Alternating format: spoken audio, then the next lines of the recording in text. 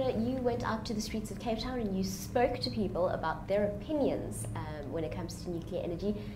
Did you find that people understood what was happening in the country and what government had planned for the next 20 years? Well, in fact, people weren't aware entirely. I found a lot of people weren't aware that we had taken part in this deal, and also they didn't quite know what nuclear energy means for South Africa or as a whole. So it's quite interesting if we have a look here to see that people have very differing opinions around this. So what I think about the nuclear energy, I think it's actually a good thing. Definitely, possibly being its carbon emissions lowered. Only problem I have is who is going to be outsourced to, and who's going to be doing the technical background, all of that thing. Other than that, I think the nuclear energy is a good idea. So yeah, more for it. Well, about the nuclear, I'm not well informed, but the idea of thinking of a nuclear, it just, the only general knowledge I've learned about it, it destroys human beings, it destroys the world. So I think it's a crazy idea coming from an ill-informed person about nuclear.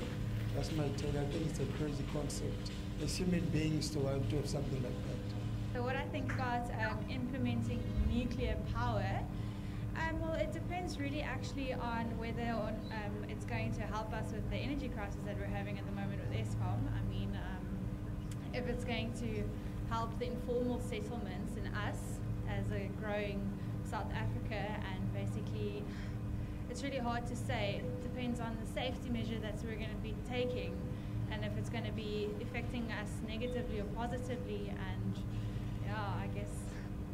What I think about the nuclear energy, I'm not sure if it's good or bad, because I don't understand much more. I don't have information on it. So anyway, maybe it's going to be good, because yeah, we do need energy and everything. Yeah.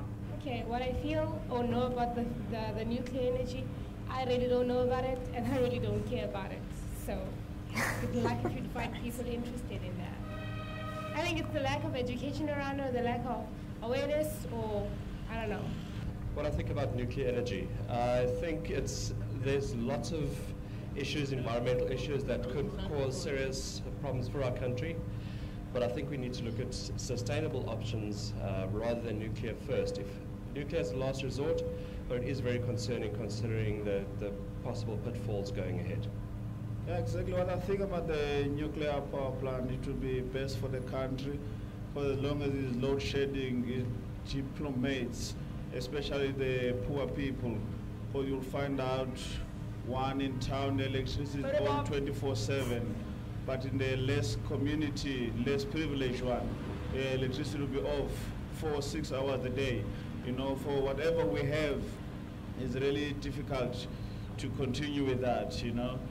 Astrid, I think from watching those reactions to people on the street, we realized that many South Africans are really feeling like we just don't have the information at our fingertips. We haven't been educated, and we don't really know where to go to get this information. So if somebody comes to you and says, Astrid, how do I find out about nuclear energy? Where would you direct them? I'm not entirely sure about specific websites, but I know there is a lot of information on the internet if you just Google nuclear. A really great resource is the Coburg Visitors Center. There's actually some interactive videos and some interactive stands and some really good information there as well.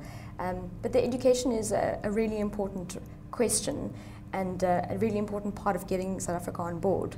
I attended a conference a few years ago on nuclear, and one of the big issues that came up is that people feel like nuclear is something only understood by very clever people or by scientists, and their concerns are often dismissed as, you obviously just don't understand. But someone's concern whether it's safe, whether they're safe around a nuclear power station is a valid concern. It's how someone feels. And I think that, like Dr. Salia said, if you attack this from a school level, attack's the wrong word, approach this from a school level and encourage school-learning children to understand how power is produced, every kind of power, including nuclear, to understand the risks and how they're mitigated, that people will be on board. Dr. Silias, let's go to you. I want to ask you the same question. Of course, you deal with this topic day in and day out, and you're teaching university students who are passionate about the topic. But what do you say to the person who isn't a scientist, or perhaps isn't a nuclear energy specialist? Where do we go to get the right information? Actually, you're absolutely right. We need to broaden our view in terms of how do we approach the public. There is websites, as Astrid said, that it's very useful. The International Atomic Energy Agency, for instance, provides a whole lot of information for free on their website, and it's proper information that you can trust and rely on. But I think that's not really going to help, because the public out there don't really, unless they are really interested in what's going on, won't go to these places. So we need to actually go out and teach children. And I'm a big supporter of teaching the science, not trying to promote anything for the sake of promoting a commercial product or anything like that. I want children to learn the science, how it works. Just as electricity can be extremely dangerous if it's put into a wire and it's put into your house in a safe way, and the science is understood, it's managed quite well. So I believe absolutely we should go to the schools, and I do that on and off, that I go to the schools and I speak to the final 3 years of high school students that's in science and mathematics, and I try to explain to them exactly the science of how it works and how do we manage this abundance of energy that we actually can use. That's what engineering is. It's utilizing natural energy sources in a way that can benefit society, and that's what we try to teach these children. We should definitely do it more, and I think our educational network will actually widen that net as well, so that we can reach far into the country and not only the schools that's maybe situated around the universities. Yeah, so we should actually widen the net and go out to schools far and wide in the country.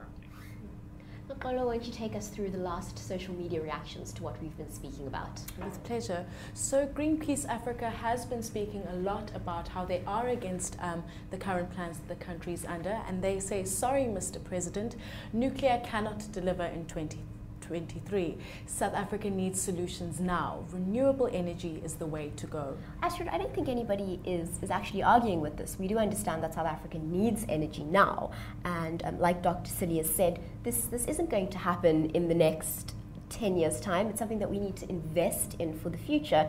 But like you were saying to me earlier before the cameras started rolling, these things go hand in hand. Just because we believe in the implementation of nuclear energy in South Africa doesn't mean we don't want to explore other energy resources. Absolutely.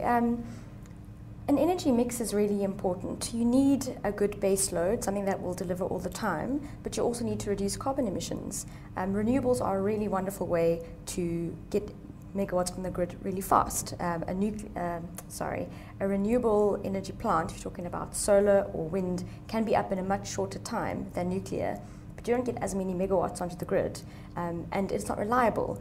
There's still the problem because we don't have a very good battery solution to any sort of energy problem, that when the sun isn't shining or the wind isn't blowing, you need something to pick it up. And a base load at the moment, our options are coal or nuclear, or hydro or gas. In our country, hydro is not really an option, and gas, I think, is something that should be explored, but the cleaner one of them all is nuclear. So you need to be doing a phased approach. I think investment in nuclear now is important because it takes a very long time. So you need to be starting these deals and these negotiations now in the proper way. And then you should also be immediately investing in something else, in either gas or hydro or some renewables, because we do have an immediate problem, and then of course we'll have a future problem. And one of the reasons we're here now is because we didn't plan 10 years ago for the crisis. So you need a balance, and nuclear is one of those elements. Absolutely, we really want to make sure that we're not in the same situation in 10 years' time, and by exploring all these options, we can try and make sure of that. Exactly. All right, as we carry on, Rose Smuts, we went to Facebook to see what people are saying, and she says, uncertain whether involving Eskom in this would be a good thing. Do you really think they have the expertise and experience? Pity it's not a French or Russian consortium that way. There should be checks and balances in place. cringe to this JP has had anything to do with this queen of idiots. It's a bit harsh. Yes. And then we have David who says, oh dear, not the greatest of news. I know nuclear can potentially supply a lot of electricity with huge environmental risks, but I wish the government would speed up our investment in green electricity supply like wind and solar power. Just saying. Well, that's all we have time for today, but let us know what you think about this topic by commenting in the comment section below. And don't forget to follow News24 Live. We're on Instagram, Twitter, we're on Facebook, and we're even on YouTube. Thank you very much, Dr. Silius, and thank you so much, Astrid, for joining us today. Pleasure. Thanks a lot.